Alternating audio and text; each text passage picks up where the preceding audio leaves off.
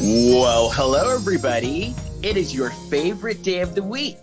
Another day of a lifetime of Hallmark. I am Les Kirkendall Barrett. Hello, Jason Bowers. Hello, Les Kirkendall Barrett. And hello, Kurt Fitzpatrick. Hello, Les Kirkendall Barrett, and hello, Jason Bowers. We take movies from both Lifetime and the Hallmark Channel and try to make sense of them. We're not very successful, though, because they don't often make sense, but they are fun to watch. And we go down all kinds of rabbit holes. We talk about Angelian quite a bit. We talk about the show Enos.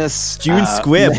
We are Team June Squibb all the way. And we have Black China news every single episode. So with that in mind, why don't you listen to a lifetime of Hallmark? You can listen wherever you get your favorite podcasts. This is a Kirkendall Barrett presentation.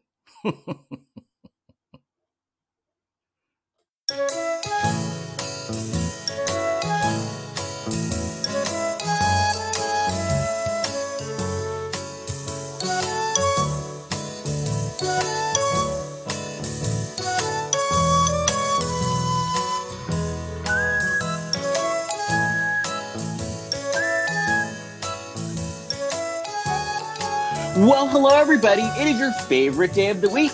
It is time for another episode of the Reality Reading Rainbow, where I talk about books written by reality stars and try to make sense of them.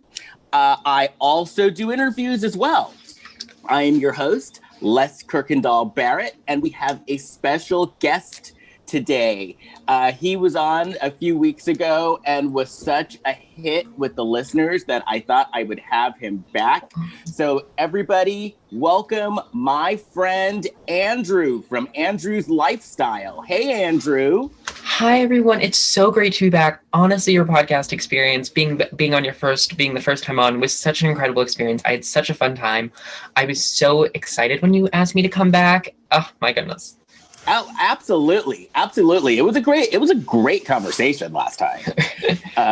And it sounds like we have a lot more to talk about. So Yes. where would you like to begin? Well, I don't know if anybody's watching Below Deck this season, because I know Kate left and now we're all sad, but the charter guest, there was this Jackie Siegel, who you guys may remember from the Queen of Versailles mockumentary is what I'm going to call it.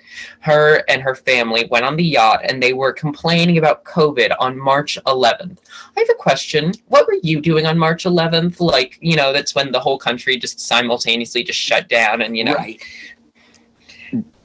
Yeah, that's what everyone was doing on March 11th. But these people were on the My Serena yacht complaining about how their trip to Europe got canceled and how COVID is just killing off poor people. That's their words. Okay. So first of all, if I recall this documentary, isn't she the one that basically had dogs like pooping in her house? Animals were dying on the floor. Yeah. And wasn't she the one who basically their remodel on their house has taken decades because they can't afford to finish it? Am I correct with that?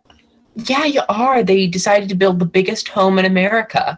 And it was halted due to the recession, but now it's up and running again. So the home is so old that they're having to renovate parts that were the first completed parts. So I mean, it's a mammoth of a project. I mean, Now, Andrew, do you think? Okay, so question for you: do you think that they have as much money as they say they do? it's oh my God. Well, they're not. They're trying, well, first of all, they come from Florida, so no shade to anybody from Florida. But unless you're from, like, Palm Beach, I'm so sorry. I look at you just a little bit different. Just a little bit differently. I'm so sorry.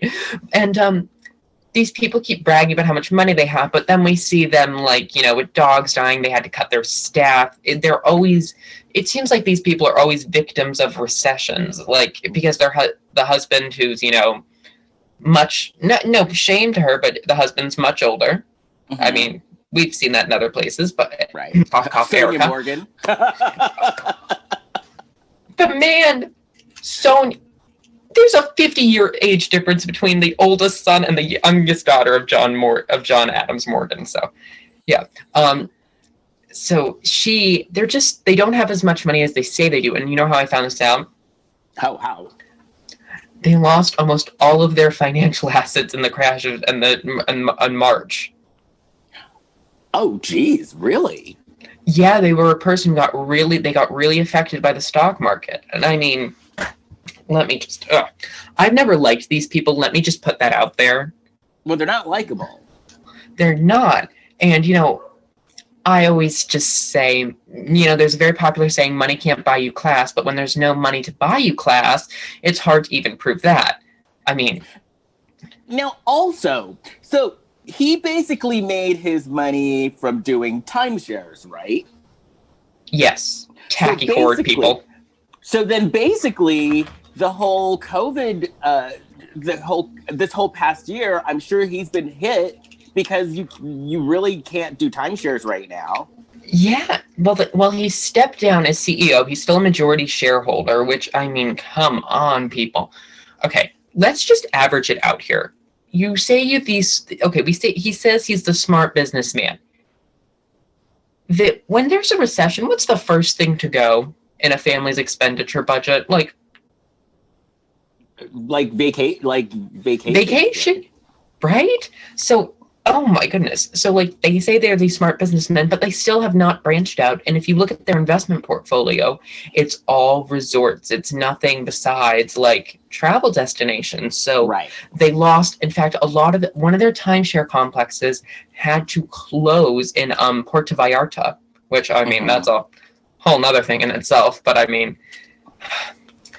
so they've had to close and they've lost a lot of the money, and their lifestyle has truly changed over the past year because, I mean, we look at them in March 11th, they think that they're fine and they're well enough to book a luxurious yacht vacation on, Below Deck. I mean, when you do book a vacation on Below Deck, you get about a $20,000 discount. Okay, I was going to ask you that. Ask you that. Do you get a price cut for being on the show just because basically the show's kind of helping you get your name back out there? So I was wondering that, Yeah, it's a $20,000 discount on the purchase price, but you do have to tip the proper amount. Now, and the way that Below Deck, if you ever charter a yacht, you typically charter it per week. You don't do 3 to 4 day charters, but they do that so they can get the most charter guests in. Right. So it's not the way Below Deck. It's not how proper yachting works, if that makes sense. Yeah. Oh, yeah. No, I get it. Yeah, I'm sure you're a very smart person. I'm sure you do. But and so it's just a differently structured show. Now, these people, the Seagulls, have been on twice. They were on Below Deck Med with season 4, and then they were on this season of Below Deck. And I've learned that Jackie Siegel, I mean, she is so desperate to try to get her face on reality television. She has pitched, there are a couple people, and they're always in Florida. I don't know why. They just all congregate in that little panhandle. They're just there, and especially in Orlando, because that's where they're from, the Seagulls. And they have talked to every single reality show producer I've ever heard of. And they've told me this. And I'm like, so have the Seagulls ever talked to you? And I've talked to producers, and they're like, yes. They want shows. They want this. They are dying for exposure, Right. Which is always a sign that, they're really doing it for the check because they think that their life is that interesting. I mean... Right. Which it's not. I mean, maybe I could see them on maybe Dr. Pimple Popper or something. But that's about it. A show which I cannot bring myself to watch that show, by the way. My husband watches it. I leave the room. I can't watch that show. Okay, speaking of TLC, I'm so sorry. We did not talk about this. I don't know. Do you remember the Duggars? Well, you have to. Absolutely. I've never watched it, but I know exactly who they are. I couldn't bring myself to watch the show because, I heard all sorts of things that went on, Awful, yeah. And I just couldn't. And plus, I had the feeling that their political leanings were not to my liking and probably didn't support my people as so I never watched it, but I know exactly who they are. Yeah, for sure. Well, okay. Well, I think we all know the math. So if you look at statistics, one of the kids at least has to be gay, and of course. we know and one of them has to be gay. So the poor one had to get married a couple years back. I forget his name. They're all begin with J or like Joshua, Jeremiah, like awful names to name your children, like J names. I'm so sorry. Jeremiah, they're all similar. How do you not get them confused? That's my question. Like, I'm not trying to be rude here, but they, outside of their home in Arkansas, in the middle of nowhere, which is like a pilgrimage for like white suburban mothers who love the show. They have outside, they had 9 flags. Now, I'm sure you can guess what those 9 flags were. Mm-hmm. Oh, yeah. Oh, yeah. Oh, yeah. Let me just give you some colors for the flags. Red, blue flags. I think you know what I get by there. And some very profane flags. So, needless to say, after finding out about this, I mean, we all knew that their political values were not the best. You could tell they're in a cult. I hate to say it, but they're in a cult. And God, I sound like a crazy person talking about these people, but no, but it is. They are like a culty. Them and that Plathville family too.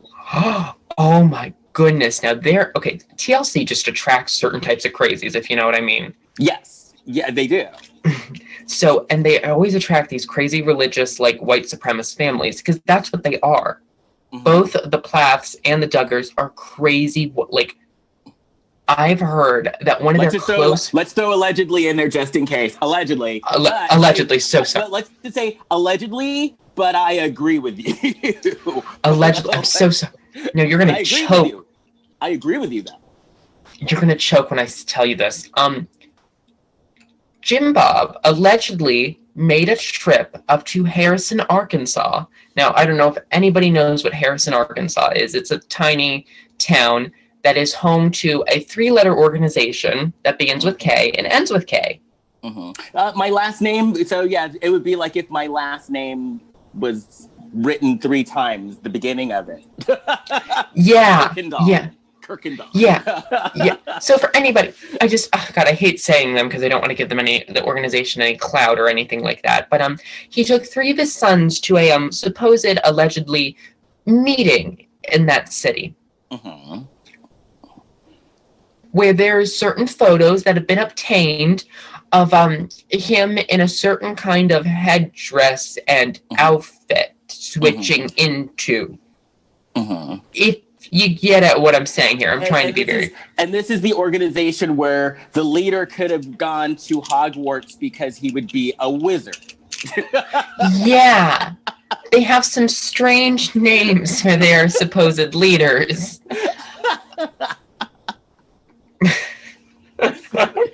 But I don't know if this is true, and I don't know if you've heard this, but I had heard along the rumor mills that like the Duggar family are actually friendly with the Plathville people. That is completely true. And I watched Plathville, and believe it or not, I actually, like the kids that got away, I actually liked those kids. And the only reason why I could stomach watching Plathville is because I was watching those kids like stand up for themselves and stick up for themselves and, and try to get away. But at the same time, and I'm going to throw allegedly in there just in case, I just got a feeling watching that show that something good was not going on in that house, if you know what I mean. Exactly.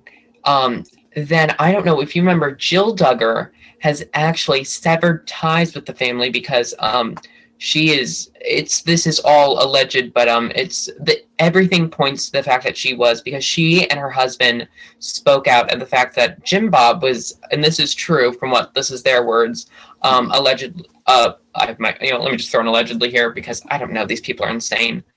That Jim Bob was taking their money and never paid them anything. And that's believable. And then blackmailing them to stay on the show. So because they were the only ones that viewers could connect with. Right. Because the other ones were just, they were all just a little too crazy for some people. And I mean, oh. So the whole thing is now turning into a huge mess. And I mean, the Plathville, the Duggars, these whole interesting families are now blowing up in TLC's face. And I mean, I'm not a big TLC person. I don't know about anyone else. I just, I kind of got sucked into 90 Day Fiancé because it's actually, I find 90 Day Fiancé like entertaining because and true story. So my husband is British. We kind of had a 90 Day Fiancé-ish situation. So on one level, I can actually relate to the show, and I can tell you in these shows what's bullshit and what's not. And what's yeah. And so I do have to admit that like these 90 Day Fiancé shows are bringing it like the Housewives used to. Yeah. Because do you know how much these stars get paid? They get paid 1,000. 90 Day Fiancé. They get paid. They get paid $1,000 each, and what's the rest of it? Wait, Yup. $1,000? Yup. What? Because they get so much great exposure. So like what they'll try to do is they'll try to act as crazy as they can because that gives them great exposure. Like, I don't know, that Big Ed character, he's gotten so much. I'm still shocked at $1,000. Yeah, it's crazy. It's either per episode or for the entire thing. Sorry, it's been a while since I saw one of their contracts. But yeah. But even if it's $1,000 per episode, that's still not good. They're on maybe 4 episodes a season, and they're not, More than that. More per episode? No, they're on for more than 4 episodes a season, especially this one of the shows. I'm not sure. I think it was The Other Way. It had so many episodes that they had like a little mid-season break in between. Oh yeah, I know what you're talking about. Yeah, back. So I mean, and I believe it. I believe that, especially if it's $1,000 an episode. I totally believe it. Especially that would make sense because you see some of these couples complaining about how they don't have any money. And you would think that if they were filming this show, maybe they wouldn't have enough money to be rich, but they would get they'd have a decent amount of money to be able to like rent an apartment and buy like a decent looking house. So that makes sense. That totally makes sense to me that they don't get paid that much. That makes 100%. And I didn't know if you were aware of this or not. And actually, I didn't. But that that page OnlyFans, I don't go on it. I haven't been on it. But most of those 90-day people have an OnlyFans. So that obviously. Oh no, go ahead. Do you remember the dude from Below Deck Med? He got fired, Pete, or something like that. Pete, the racist. Yes. Yes. He has an OnlyFans, which you guys can subscribe to for $15.99 a month. $15.99. Some people have too much confidence in themselves. But yeah, so the fact that they all have OnlyFans to me means the money that they're making is not that great. And TLC doesn't always look for the people who are Ivy League educated. I don't know if you know what I'm getting at there. They look for TLC, and I heard this because I live in Washington. Right. I live in the Washington, D.C. area, and if you don't know, the Discovery headquarters was in Silver Springs, Maryland, which is I didn't know that. Yeah, Shark Week every week. It was a thing for every single, when I was little. The Shark Week, they've since moved, but they would have the Shark Week, and they would have a shark coming out of the building for Shark Week. So so the TLC building used to be over there. So because it was all one big building, and I remember my father had to go over there one time, and they were just like, and he does PR for companies. He owns a really big PR agency, and he was doing it, and they said, yeah, we don't. And oh, there you are. There we go. You're back. Can you hear me? Yeah. Okay, sorry. So back to what I was saying. Sorry, I'm really getting sidetracked from the whole. But sorry, the TLC network fascinates. I love how we fell down this rabbit hole. We weren't even going to talk about TLC. That wasn't even on our agenda. It's a good rabbit hole. It's a good rabbit hole that fell down. And he was talking to the people there, and he was asked by someone in my family too. Asked the question, what do they look for when they're hiring these people? Because TLC, we've got toddlers and tiaras, very little people, a lot of. I was talking to my husband about this because my husband watches TLC, but I was like, okay, the shows on TLC are either about overweight people, little people, multiple births, or like these hoarders, doomsday sister wife type families like the Duggars or the Plathvilles, or hoarders. And that's all that the shows were about. Yeah. So, I will never forget this because I asked him a couple of weeks ago, and he was like, "Yeah, you did work for Discovery." And I was just like, "What was the thing that stuck out?" And they said, this is his words, not mine. This was the person who my father met with in Discovery. And he goes, "Yeah, we like to hire people who are classified as white trash." And I go, just hearing that, I mean, oh. Mm-hmm. So, well, anyway, yeah. I guess we should rein ourselves back in and get back to Below Deck. God, we really went out there. Sorry, for about 15 minutes. This is good. This is great. I'm loving this. Me too.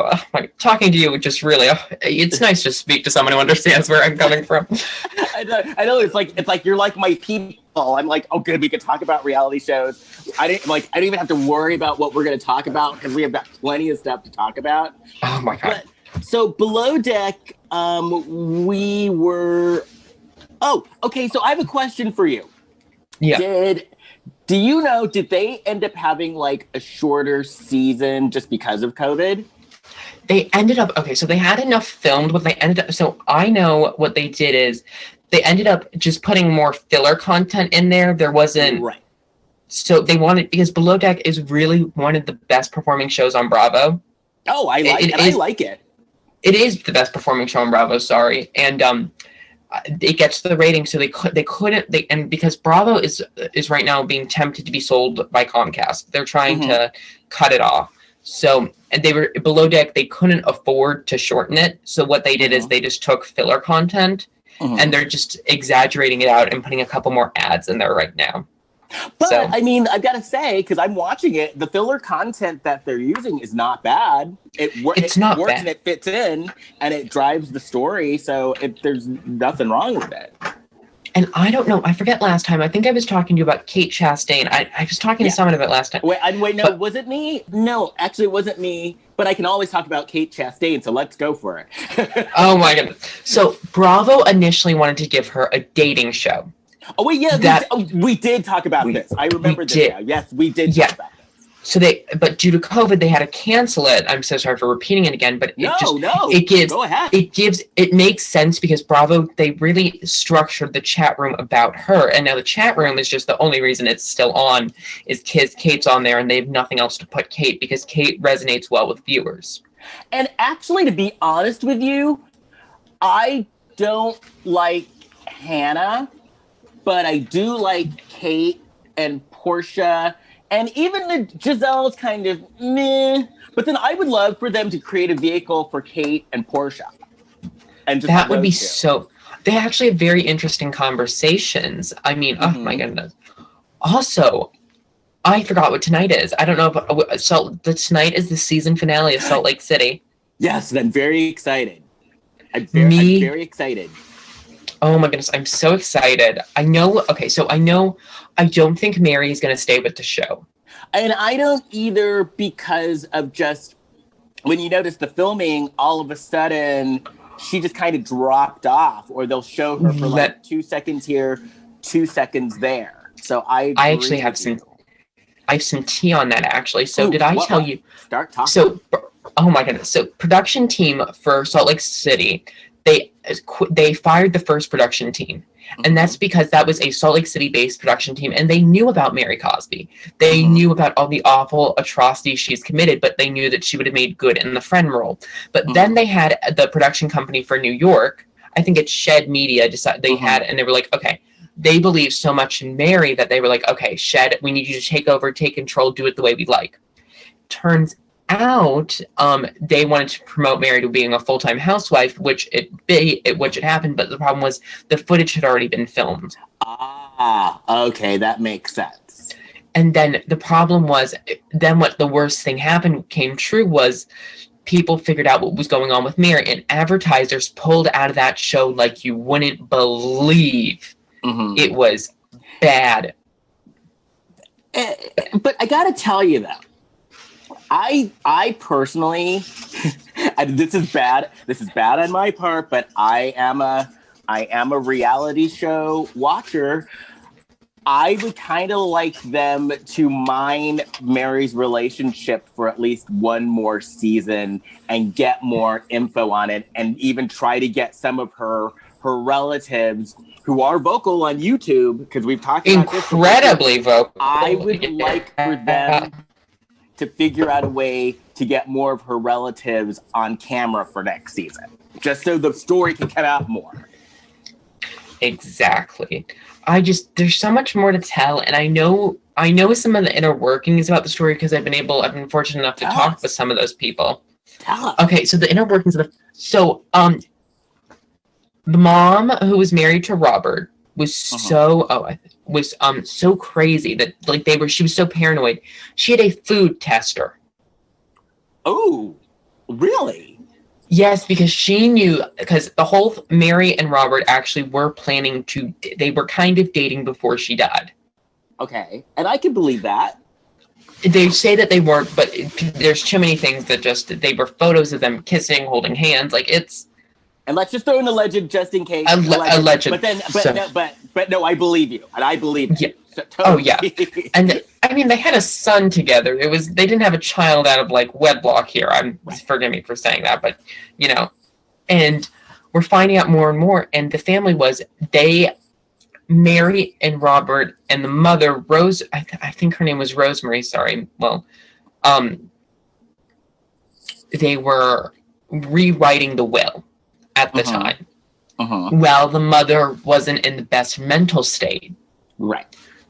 So that led to when Mary says she has all these homes, those are really the ones that she allegedly cheated other members of her family out of, allegedly.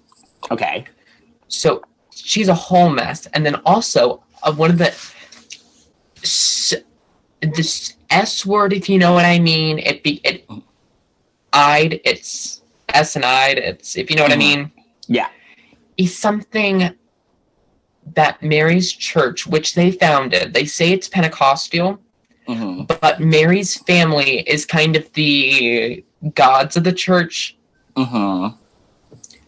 And they believe in that. If you are not mentally strong enough to stay in the church, they believe in that. And people are saying that Mary has overseen one of those words, if you know what I'm getting at. Sorry, Well, no, you can say it if you feel like it. Because I know with YouTube that people are under restrictions. You can say whatever. You can say it here. Okay. Suicide, alleged suicide. Got it. Okay. So sorry. Yeah. Oh no, because I know that. Because I've started putting my stuff on YouTube as well. So I know YouTube has different rules. Like you can't say all sort of like you can't say the word cocaine. You can't say suicide. So it is easy to get it confused. But yeah, on this podcast, you can say whatever you want. Just so okay. Well, the reading glasses are on now. Now we're going to circle this back. So they've already been, now the only one who has a confirmed contract to my knowledge is Meredith and Heather, which I love Heather Day. Oh my goodness, we're friends on Instagram and it highlights my life. Oh Heather my Day goodness. is my favorite. My favorite. She's such a fresh breath of air. I just love her. Now, I heard if Salt Lake City, if it doesn't pan out, what they want to do is they want to give Heather kind of a Vanderpump Rules spinoff, with the beauty bar. I would watch that. And for the record, I hope they do get a second season because I like the show. It's been confirmed for a second season, yeah. Okay. And especially, I didn't know how you feel about this, but I think for a first season, I think this is one of the best Housewives. I think this is one of the best seasons of a new Housewives show. Absolutely. Now, do you know why it's so crazy? Because I know the old production team, they would pay for 50% of the party for 50% of the events if it was crazy enough. Which I think I told you last time. Yeah, and that's why Jen. Yeah. And if they crazy, bring the crazy, they'll pay for the more crazy they bring, the more party is paid for, right? Yeah. I mean, honestly, this season is right up there with that first season of Jersey, and it's just like, that first season of Jersey, it's like you're watching The Sopranos. Oh, God, it's great. But I didn't know how you feel about this, but I have kind of turned on Jen. I started the season loving Jen. Now I don't like her so much anymore. I learned her antics. That's the problem. She's a bad person on the show, but she's an even worse person in real life, what I learned. Wait, how can you be worse? She worked with the Trump organization. Wait, what? Yup. Wait, what?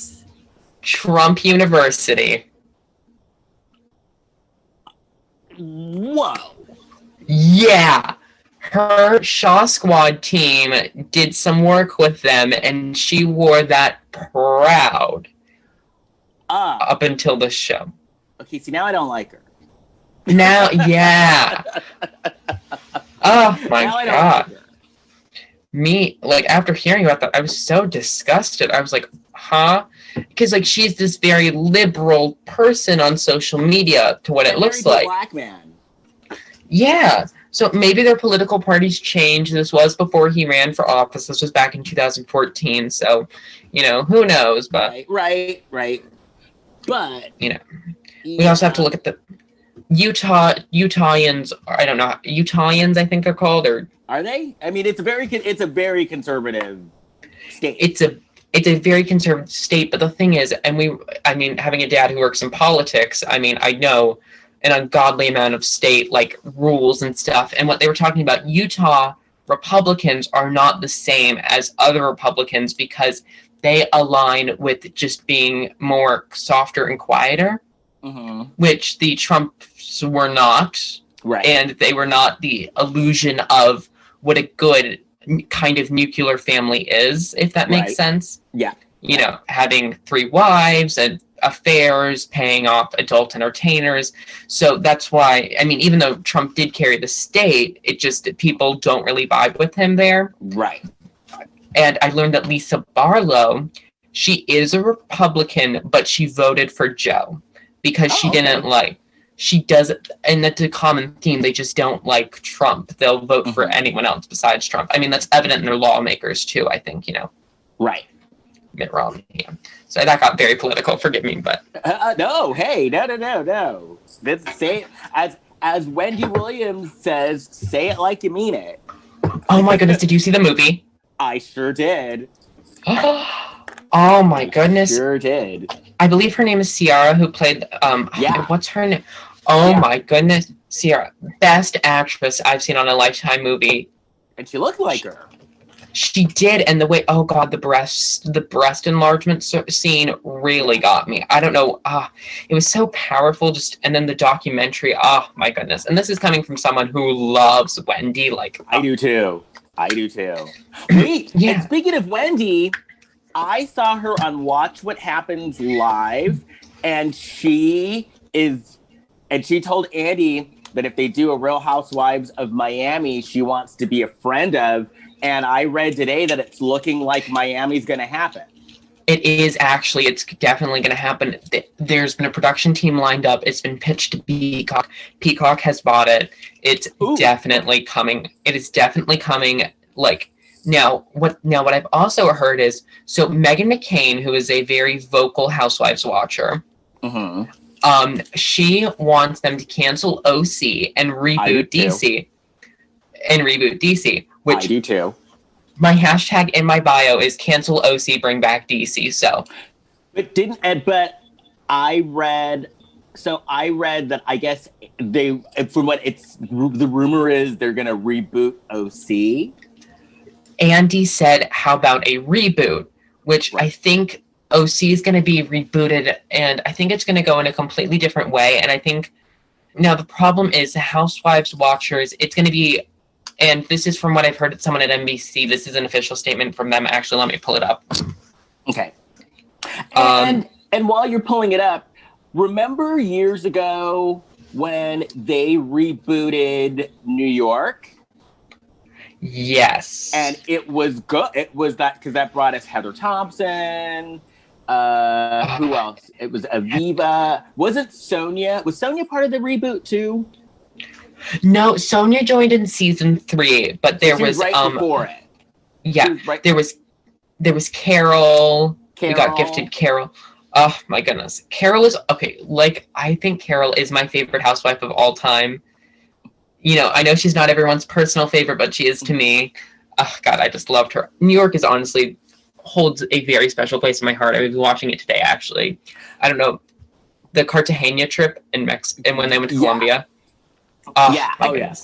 And it was during, and so I remember it was during that reboot when Luann was like it was before the reboot. Luann was like old, snotty Luann. And then with the reboot, they made Luann a friend of. And during that reboot is when Luann turned into the Luann we love now. Exactly. Because everybody forgets that Luann was a friend of when she quoted, when she said, and I quote, "Be cool, don't be all uncool," which was the Luann turnaround. Was literally that phrase. That was during the reboot. So I could see OC I could see a reboot working for that. It absolutely is going to be. It has to be. So we already know that Kelly Dodd has already been fired. Praise Jesus, whatever you believe in, but our prayers have all been answered. So the official. Go ahead. Go. So the official statement is, we would like to bring in a new youthful crowd. Orange County has been on the air for 15 years, and we see that it has changed and developed. When we began the show, it was pre-2008, before the financial crisis, which really shook the show. And the world has completely changed, and the housewives who now are in Orange County are different than the ones that we portray. Our viewers want to see something different, and we hear that. And while doing this, we would like to promote a new brand of OC. Yes, we may lose some watchers who prefer the old OC, but we believe in this change will come a new OC. That makes me happy. It does, because honestly, the problem was, I think we were just starting. The problem with the Housewives is There you are. You're back. You froze for a second. So sorry. No, you're fine. It's the snow on the lines. Sorry. No, you're fine. So where you froze is you were just started to talk about they said that they wanted to have a new kind of Orange County housewives. That's where you they want them, and what I think this message says, and I think everyone can decipher this in their own terms, is the fact that they want to promote a new one and a definitely more younger audience, because we see that the Housewives watchers, and especially I think it was evident with Salt Lake City, is they want to get a younger generation watching. Bravo promoted the heck out of that show on social media, right? Which is definitely more, and it wasn't Facebook, it was more TikTok, which is geared to much more of a younger fan base. Right. They're putting the advertising with Salt Lake City in a different area. They had Post Malone come in and ask for the licensing, Lizzo for her songs. So I mean, just more things that are associated with more young people. So I think we can definitely see the same thing happening with Orange County, and I think we're going to see it happening with more of a younger base. Just a really younger base. Yeah, and I think that they just need to just get rid of everyone and just start from scratch.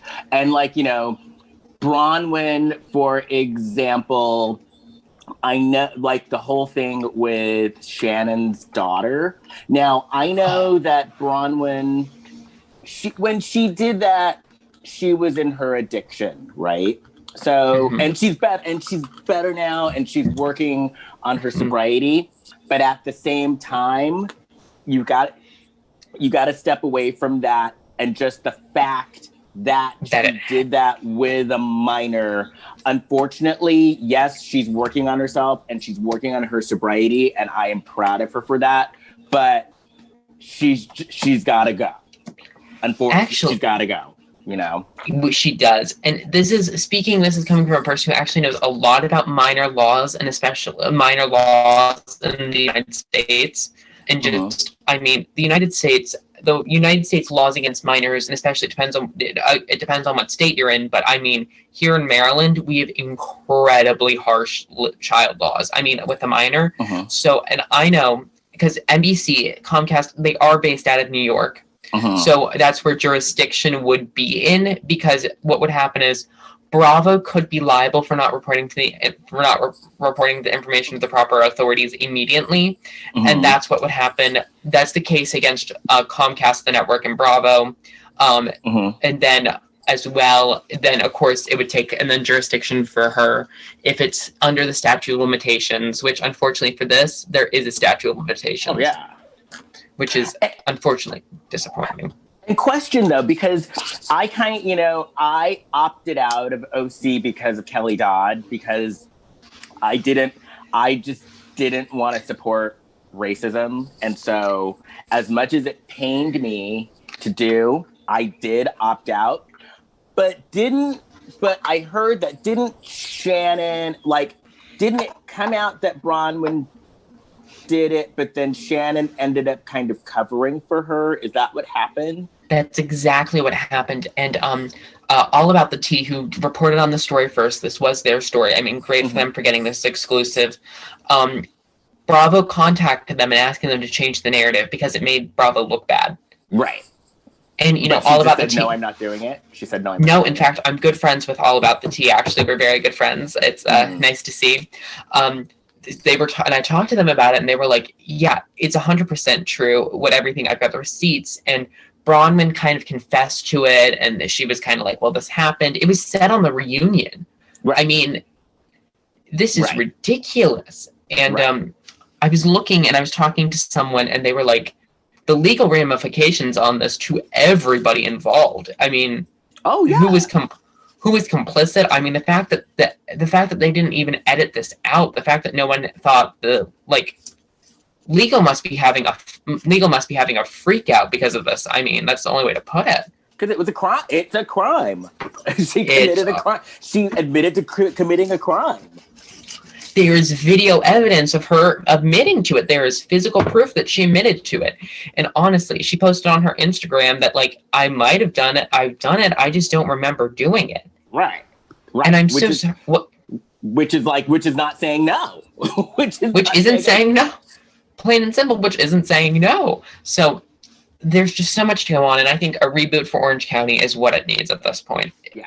And one of the things that I do give Bravo credit for is that they are making an effort to diversify. And I know there are people out there that are feeling that it's not fast enough. But when it comes to this stuff, think about it this way. This channel has been on for almost 20 years, and it hasn't been diverse. So you can't change 20 years of behavior overnight. It's going to take baby steps for them to do. But I do like the fact that at least they're making the baby steps, and they're making, now this time next year, they get no pass from me. And it's like, you better have your shit together this time next year. Yeah. But they're going in that direction. So I got to give credit where credit is due, Exactly. But speaking of crime, do you have any info on Erica Jane. I was waiting for this. I was just thinking this in my head. Oh my goodness. Okay, so Tom Girardi's brother, Rob, very original with the names here. Rob, Tom, God. The family was just the Girardi family. Wow, right. They were innovative. He finally has gotten custody of Tom to be executor. This happened, I believe it was yesterday, the day before, which they have finally gotten clearance for. He is now in bankruptcy. He was forced into Chapter 7. Okay, that's the one where you got to give they liquidate. And right. I think the date has already passed when he filed for bankruptcy, that he had to provide some documents in 14 days. I forget which documents they were, but he had to provide them. I think it was a proof of source of list of all assets. That's what they had to do within 14 days, or he would have faced some serious jail time. Right. So I think it actually has happened, but we've not. No one has asked Tom. He's not agreed to a sanity test and a schizophrenia test, which people are saying Tom has definitely suffered something, allegedly like a stroke, schizophrenia, dementia. There's something, something in that family allegedly that he suffered. And it's come out on court documents that he's not been in mentally the shape to do it. Well, he's 82? Yeah, I think he's 83 or something. So that's, that would track. It would. And we see Erica's finally gotten out, and now the divorce can finally proceed now. Now, speaking of this, guess who? Now, this is also another celebrity who got divorced, that their divorce is looking a little similar. Who? Miss Kim Kardashian and Kanye West. Oh, now how so? How is it looking similar? Kanye is being sued by people, and it just so happens to be after they get a divorce. And it's looking exactly like Tom and Erica. Kim, because her net worth, the way the divorce has already been set up and the way it should happen is their divorce, I believe it's their separation, it should be fine. Kim's money will not be affected because of Kanye's ridiculous actions. Well, okay, but then when you look at it, though, Kim has a bigger net worth than Erica. Absolutely. We're talking billions while these people are scrounging together lousy 80 million.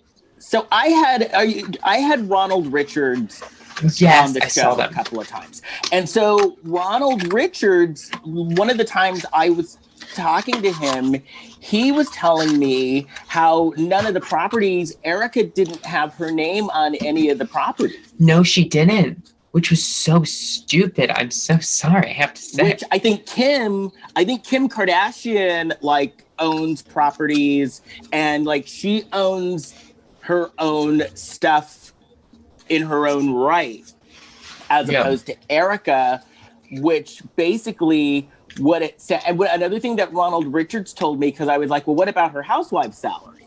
And he said that she can actually keep her housewife's salary, but that's not nearly as much as Kim Kardashian was making in her own. Kim Kardashian made tons of money in her own right, as opposed to Erica. It seems like housewives, that's pretty much it.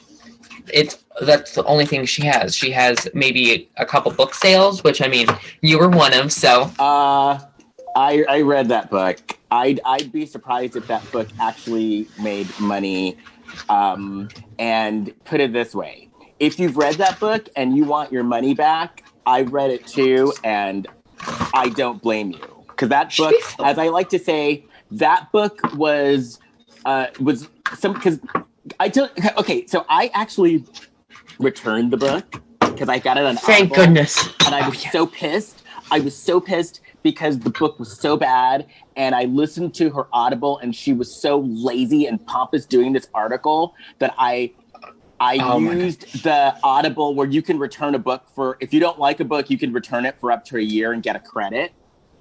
I did that, and someone on one of the pages accused me of theft. They're like, that's theft.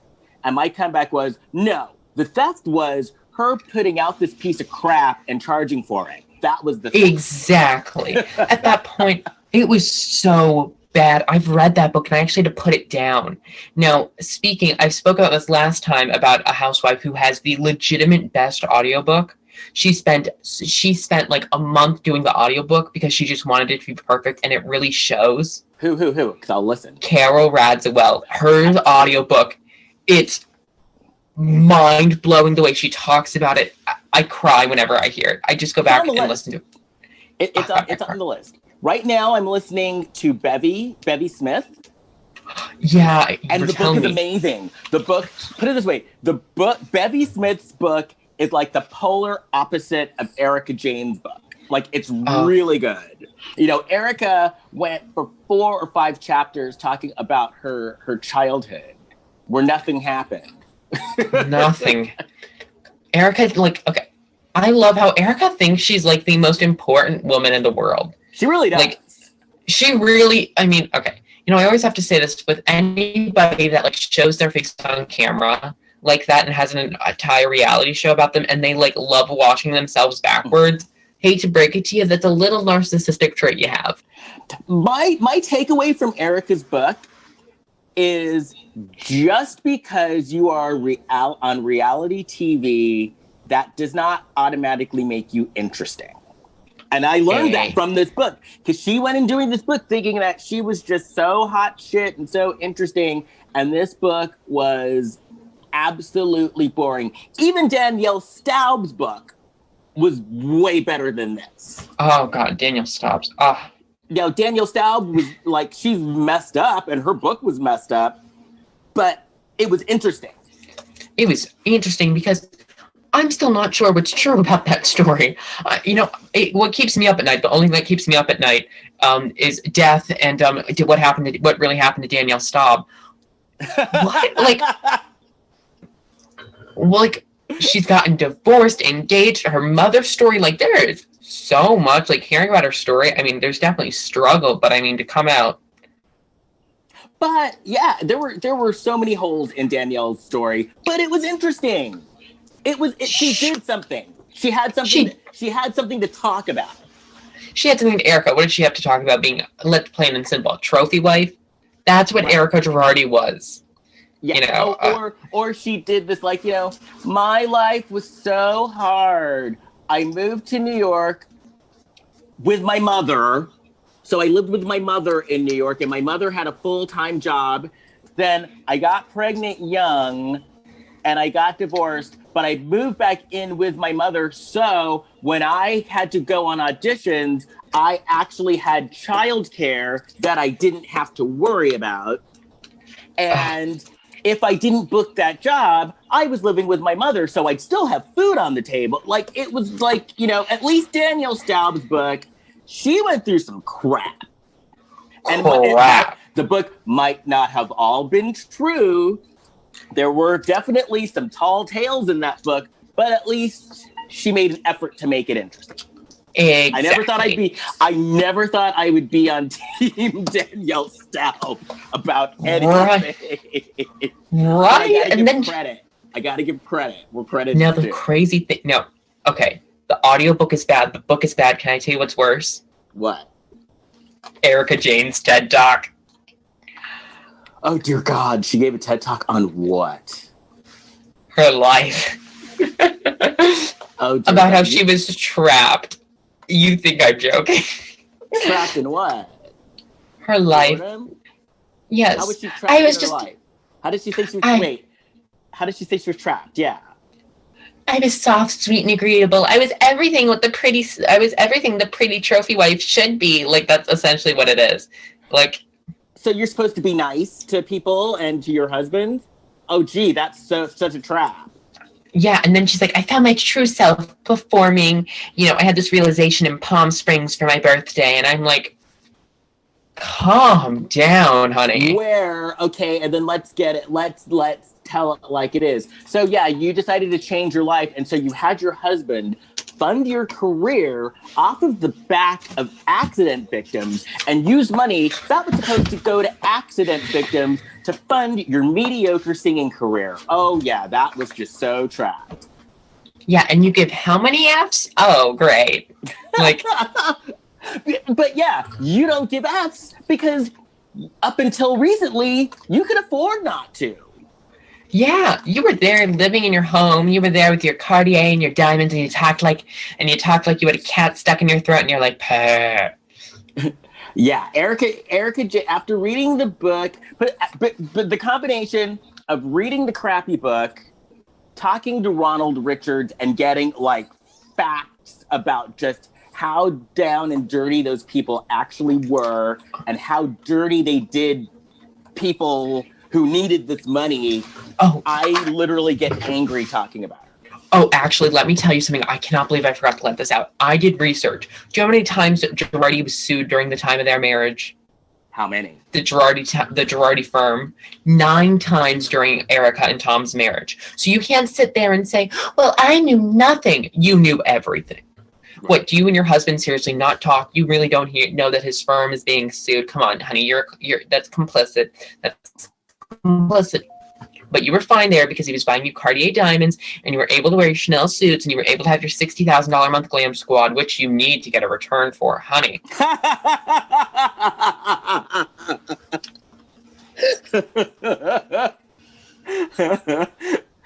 Now, do you have any more like info? Well, yes, I do, believe it or not. So we know that they're filming right now, and Erica is finally going to tell all on the show. She gave up, and she's like, okay, well, I guess I'm just going to have to tell her side now.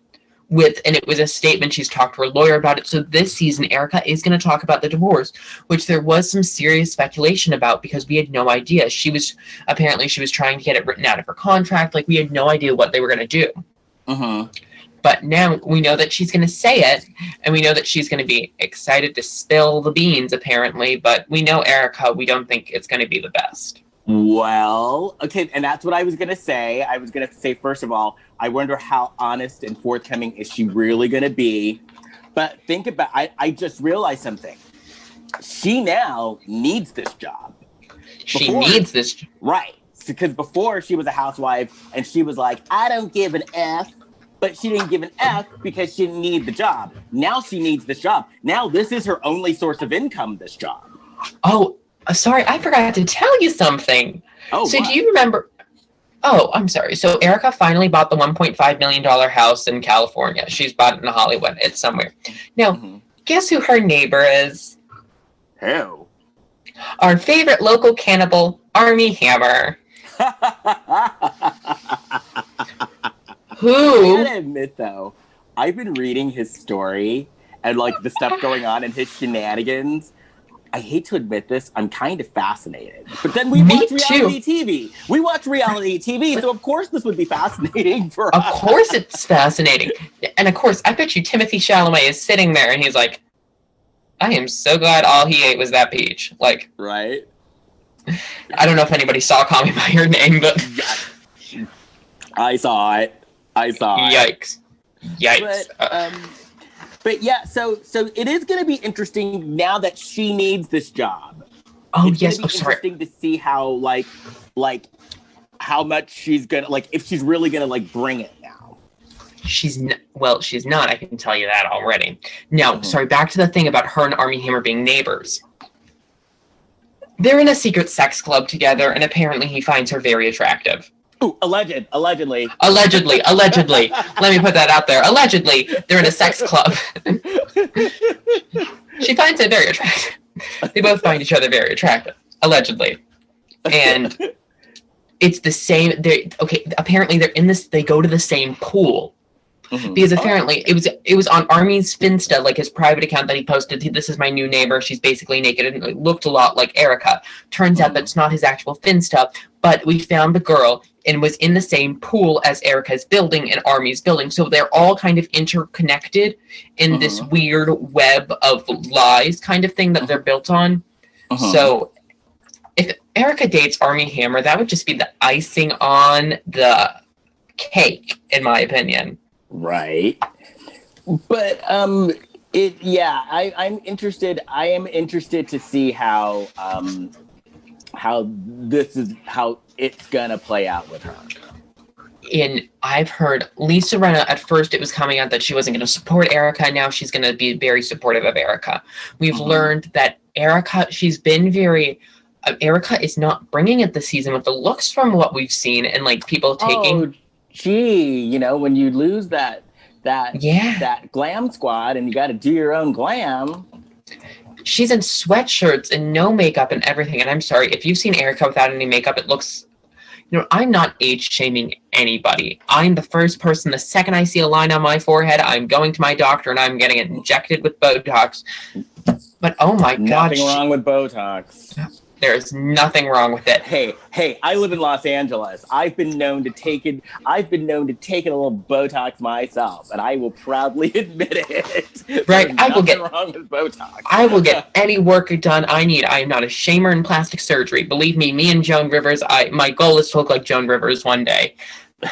But so I am not shaming, but she without makeup literally looks like a scary raccoon because what she's done is she's done so many treatments that her face is slicked back so tight and her face is so red without any makeup because they've taken off so many skin layers to pull it back. Because like dermabrasion, like microdermabrasion? Dermabrasion, when you do a chemical peel, she's done it all under the sun. So her face is, and I took a picture and I took it to my dermatologist and I said, what's wrong with this face? And he goes, Andrew, I always talk to you. We have a line for plastic surgery throughout the year. She never followed it and she did too much too young. It's true.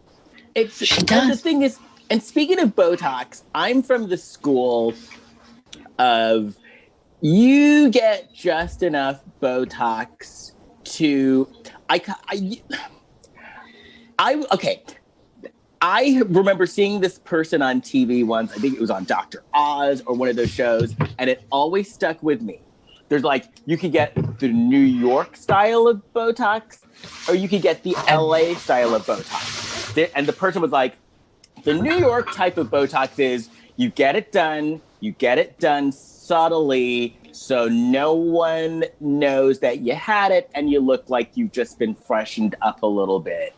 Yeah, as opposed to the LA, which I've seen, where you just get like, you know, you're like the human pincushion, and you know, you look like you're scared 24/7. You've been slicked back so much, like you're pooping out of your ears almost because you know you're slicked back so tightly. And so I've always remembered that, and when I go get it done, it's like, you know, I like subtle, like I tell the person, I'm like, look, because I'm a performer. I need to show expression on my face. I want to be able to lift my eyebrows. Yeah, I remember. So here in plastic surgery laws of Maryland, you have to be over 16. Mm-hmm. Oh, you're back. Okay, there we go. So here in the laws of Maryland, God, we really got sidetracked by plastic surgery. But I remember, right? I said, I want to be. I don't know if you guys have all probably watched Sex and the City. I'm just going to make that general assumption here. But Samantha Jones, the way she got Botox done, and I said, that's the way I want it done. So I took it and I said, I've always been self-conscious about my frown lines. Uh-huh. And I was just like, I want just a little bit at the temple here. And it was because I had migraines. I have migraines, really bad migraines. And it was just kind of a 2-for-1, my stress lines and my migraines. So I was able to get it done. And I said, if you make me look, and I think I pulled out Teresa Romer, and I said, if you make me look like this, I'll kill you. I'll kill you. That's another person who's desperate for a reality show, Teresa Romer. I am interested to see how Miami, because actually did you see the Watch What Happens Live when Wendy Williams was on there? And yes. Wendy Williams was giving her picks of the Miami housewives who she'd like to see. And her list actually was not bad, because she said Larsa Pippen, and then she said Phil Collins' ex-wife. Yeah. Are you familiar with her, the woman that's still living in his house with a new husband? Yeah, it's very interesting. It was not far off. Now, okay, you know what? Speaking about people who are desperate, the problem is when you know producers like I do in reality television, I get people out of the blue asking me if I can connect them with like people in the Bravo network. Uh-huh. And like, there's nothing wrong with that. Please, like, you know, I don't like it, but I'm sure you probably get this sometimes too, where people are like, "Hey, can you set me up with this producer? I want to be a housewife." Uh-huh. And I remember there's this couple who her husband was on The Real World, Boston. Oh, okay. Yeah, I watched that one. Okay, did you watch the Boston season? Yeah, yeah. Okay. So, and he was a Republican. I think when I say Republican, you should know who it is. Was it Boston or was it San Francisco? Was it Sean Duffy? Boston. Okay, because I watched who was it? Because I know I watched all the Real Worlds for like the first 10, 15 years. Oh, hey, you cut out again. Oh, I gotta get up. Oh, you're back. Oh, wait. Sorry. Who did you guess? Was it Sean Duffy? No, it wasn't Sean. Because he was in San Fran. Was he in San Francisco? But no. But yeah. Who was the Boston one? Because I watched it. I remember watching it. Yeah. Oh God, I'm gonna get killed for this. But Scott. Oh yeah. Okay. Yeah. And he's been talking to the producers, and he's been so desperate to get on one of the reboots. Mm-hmm.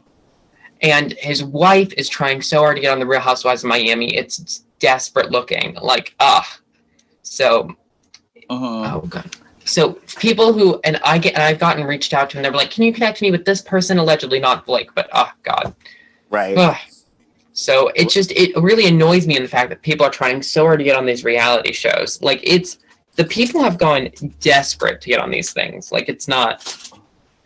Well, I mean, when you think about it, you know, it's exposure, a good paycheck. Well, Housewives is. It sounds like TLC is not a good paycheck, but like for Bravo, it's exposure. It's a good paycheck. If you're smart, like, okay, say what you will about Bethany Frankel, but Bethany Frankel did it the right way. And she truly parlayed it into a multi-million-dollar career. Exactly. Now, speaking of Bethany Frankel, do you remember in season 10 when she had the fallout with Carol? Yeah. I figured out that it was not because of the friendship thing that they portrayed on the show. Bethany wanted a spin-off. Uh-huh. And Carol knew someone at ABC because when she was a correspondent there. Oh. And she was like, Bethany, I'm not going to do that for you. This is my close friend. I'm sorry, you guys are friends. I don't mix business with pleasure. And that's what caused the rift in the relationship. I could believe that. I could believe that. This has all been true, and multiple sources have chimed in. This is really true. Sorry. And it's and I'm thinking of people. So like, Bethany parlayed it into something. Nene, for a period, actually parlayed it into something, and I don't know what happened. Because remember when she was on those different Ryan Murphy shows, and Ryan Murphy liked her, and she was a series regular on a Ryan Murphy show, and he would Glee, yeah. I don't know what happened because she was on Glee, but then she was on another show. He had a sitcom with Andrew. What's the gay actor's name? Andrew. I know what you're talking about. He was on Girls. Yeah, I know what you're talking about. Yeah. And he had a sitcom, and Nene was one of the stars of that sitcom. And actually, it wasn't a bad sitcom. It was pretty good. So Ryan Murphy shows, but they had the tendency to like happened to her. I didn't know what happened to her and Ryan Murphy. I didn't know what happened, but there was a period where she did have, for a split second, she had a Hollywood success. Career. Success. Yeah. I know. Another woman. Oh God, this conversation's been all over the board, and I love it. Would not trade it for the world. But another housewife who's achieved big success is Karen Huger from Potomac. I love the Grand Dame. I've met her a couple times, and whenever you meet a housewife, they have this like aura about them. Like I've only talked to a couple, but they just always have this like aura about them, and Karen just like has that aura, and I love it. That's right. Because I keep on forgetting you live in Potomac. Yes. You live in Potomac. Yep. 2854. Yeah. And it's kind of funny though, and I was just talking about this on a thread because sometimes I'm on these threads and they live message the different shows, and so we were watching Dallas, and it's kind of funny how like now some of these housewives try to get these crappy businesses like Carrie and her jewelry, or it's like, okay, ladies, you can turn this into a business, but you got to be smart. No one wants to buy your shitty jewelry. Right? Oh my goodness. You know, okay, speaking of Dallas, the person who has the heart of gold, and I've talked to a couple times, Tiffany Moon. I love her. And I can comfortably say she is as good as she portrays on the show. And oh my goodness, I've had the blessed chance of speaking with her for like 5 minutes. I love her. And an absolute icon. And she is there to single-handedly save Dallas because, okay, Cameron Westcott gets on my very last nerve. Cameron, maybe you like her, maybe you don't, but the whole like No. And I'll tell you why I don't like her. I'll let you fit it, and then I'll tell you why. Yep. The whole Southern pink Barbie thing just wears very thin on me very fast. I thought what they did to Tiffany when she had them at the dim sum meal and Was them rude. just being so culturally insensitive and rude and then trying to double down on it and like turn it on her, that was like, that's when I stopped liking her. It's like, look, if you go to and there's food from a different culture and you don't want to eat it, fine, but don't be an ass about it either. Okay, now I was raised. Now this is, I hate to talk about this, but the way I was raised is being in DC. You meet so many people from different customs, cultures. Now, and the way my mother, just being involved in so many things, she passed this down to me. If you're going to a meal in a culture that you don't know what you don't know anything about it, spend 6 hours, do research, and learn about the recipes, and try one out yourself because you can assume what you like on it. And that's what the girls should have done. They should have figured out what they would eat. And my mom was kind of similar because I'm American, but I grew up overseas. Yeah. And so, and my parents were really big on you embrace the culture of whatever country you live in. Whatever country you live in, you embrace that culture. And if it's food that you don't think you're going to like, my mom was always like, at least just take one bite. Exactly. And if you don't like it, fine. But take a bite. And if it's something that you really don't think despise. that is going to be your thing, because I have been to some countries where there are some things where I'm like, I'm really not eating that. You don't be rude about it. Don't be rude about it. And you just don't say anything at all. You don't say anything at all. If it's something you truly think that you're not going to like, just don't say anything. Anything. Oh my goodness. And that's the truth. Just, oh my goodness. I cannot believe like the disgrace that has been shown on some of these shows, and Dallas especially. It's just when they have to deal with other cultures, it's where some of their true colors really shine. Yeah. And speaking of people who don't have the best political values, guess where Ramona Singer was after? I heard Mar-a-Lago. Yes, after production has asked her not to be anywhere. Sorry, this conversation has gone on longer than what we expected, but which is fine. Which I'm having a great time. We do have to wind down soon, but I'm having a great time. Me too. We'll have to do this again sometime. I'll invite you on my YouTube channel. Let me invite you on my YouTube channel. I've got one now. I've got to invite. I would love to come. And everybody watch Andrew's lifestyle because I am a fan of your YouTube channel. So I know I'm talking. Oh God, I've been a little absent, but I've been working with people to know what they're doing because I have no idea what I'm doing. So yeah. So these cast members, Rahoni's had the biggest cast breaks. Like the most members of COVID have gotten it. Apparently, right. I think. And apparently that's going to be the only storylines for some of these characters because they're struggling to find storylines. And Ramona's on this phase-out plan because she's now got a new career at Douglas Elliman. Wait, so is that true? Because I heard a rumor that, she was being phased out. So is that true? Yeah, Yeah, she's on a phase out plan because she's not resonating well with viewers anymore. Oh, gee, I wonder why. Wonder why? Yeah. So, And I actually don't. And I don't mind her actually. I don't mind her as much. Ooh, you cut out again.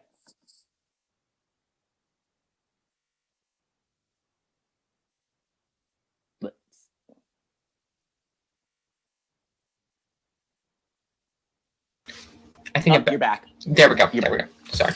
There we go. Yeah, the past couple seasons, she's really gotten on my nerves. Yeah. But how is this phase out plan going to work? Well, I think so. She's going to be a full-time cast member for this season, and then I think she's probably going to be a friend of the season after that, and then that's going to be kind of like her. Ta-ta! Here's your farewell ceremony. We're done. Right. Okay. But they're keeping Luann, right? I think they're gonna have to figure out which one to keep, because I think Luann, they're gonna rebrand her again. Mm-hmm. And they're gonna make her and Sonia kind of like a duo, and they're gonna make them like the maternal things of the group, because I think we saw with the departure of Dorinda. She didn't really fit. Dorinda didn't really fit well within the new plan that they were gonna take Rahoney. Right. Because the numbers this season, for season, I think it was 13th this season, right? Mm-hmm. Yeah, it was 13. The numbers were just appalling. But Dorinda was hard to watch, though. She was hard to watch, and they were just like, okay, we don't see her going anywhere in the new season, and we just don't see her doing anything else. And viewers are kind of like, eh. And it's kind of, Dorinda's hard to, and then Sonia, Sonia is the one, Sonia needs this job. Sonia, okay, I know her exact salary she's making too, which really breaks my heart. She's making $600,000 a year, while like Luann's making Luann and Ramona are making like $1.5 million. Right. Which wait, so that's not a lot at all, considering that Sonia is a fan favorite. She's a fan favorite, but because she's been told by a couple people that she doesn't bring much to the show. So if yes, she taking does. her, that's what I know. We think that she brings so much to the show, but they feel like she's very replaceable. And this is words from Bravo's mouth, that they feel like that she's very replaceable, and that she's kept a lower salary, so she's more enticing. Gotcha. Well, and so she's basically playing the long game and kind of playing it smart.